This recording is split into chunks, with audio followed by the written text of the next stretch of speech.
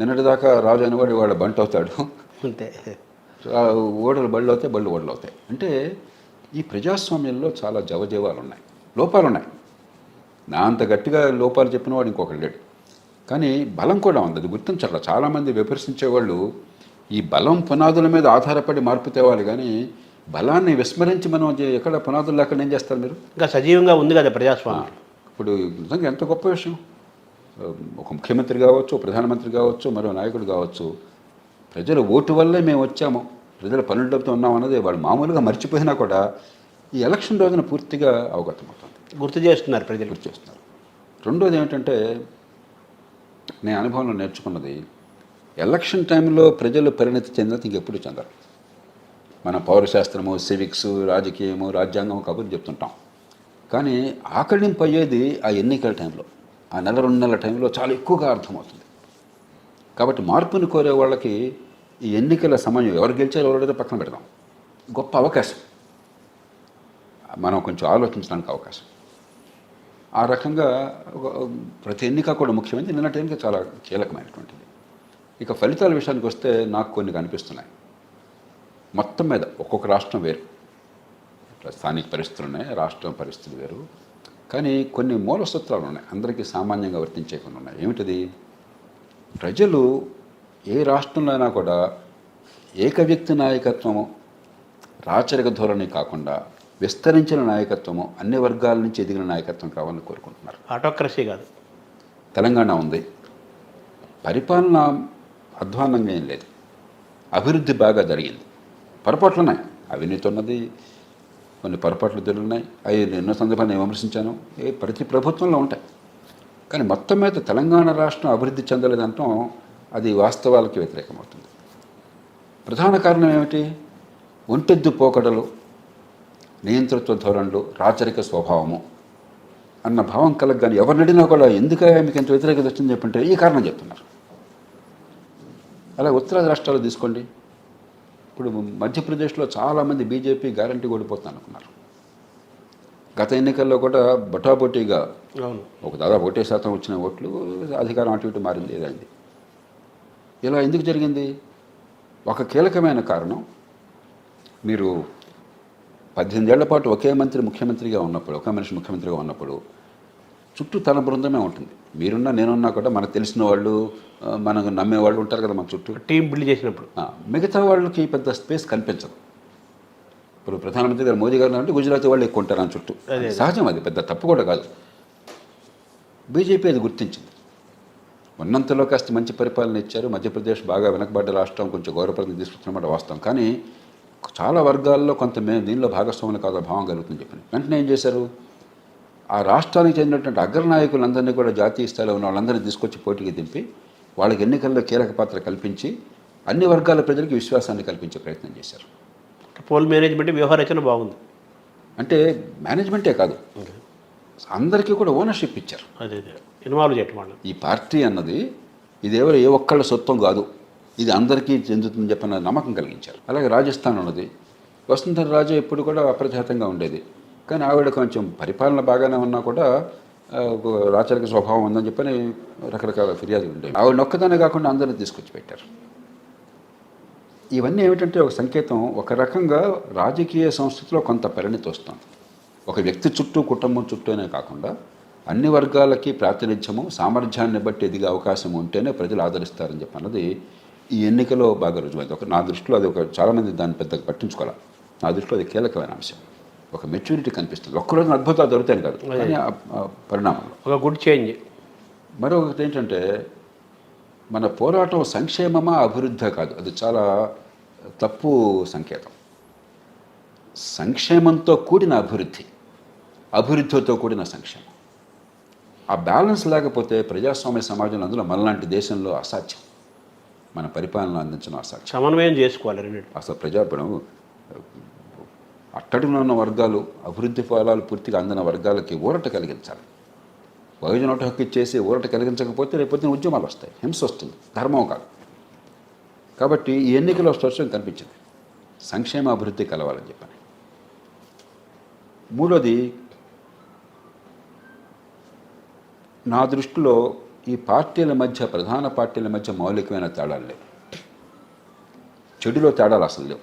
అదే ఓట్ల కొనుగోలు ఉన్న కారణంగా అవినీతి, 30-40 కోట్లు ఖర్చు పెట్టాక డబ్బులు తినాలి కదండి. అవును. ఎక్కడి నుంచి ఎకనామిక్ ఎక్కడి నుంచి వస్తాయి? అధికార దుర్వినియోగం, బడితున్న వాడిదే బరినే తత్వం.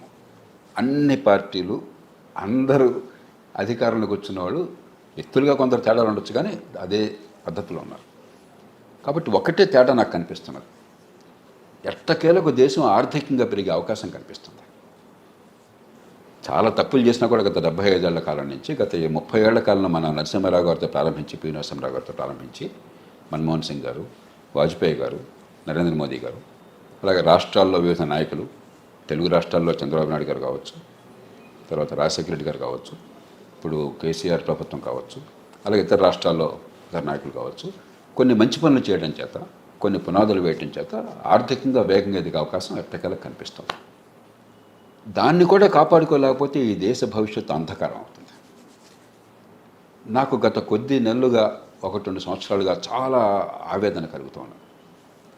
ఆర్థికంగా పెరిగే అవకాశం కూడా మనం చేజేతులా దాచుకుంటున్నాము.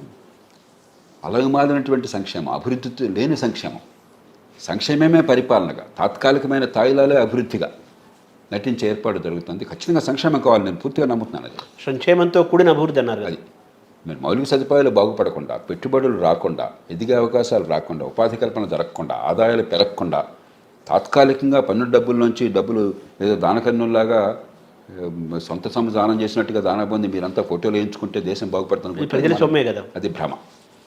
కాబట్టి ఆ సమతూకం కావాలి, అభివృద్ధి కావాలి. నిన్న ఎన్నికల్లో ఉత్తరాది రాష్ట్రాలు సమీప భవిష్యత్తులో ఈ దేశానికి ఢోకా లేదు. ఆర్థికంగా విధానాలు సమగ్రంగా ఉంటాయి, సంక్షేమం ఉంటుంది, కానీ అభివృద్ధిని విస్మరించరు.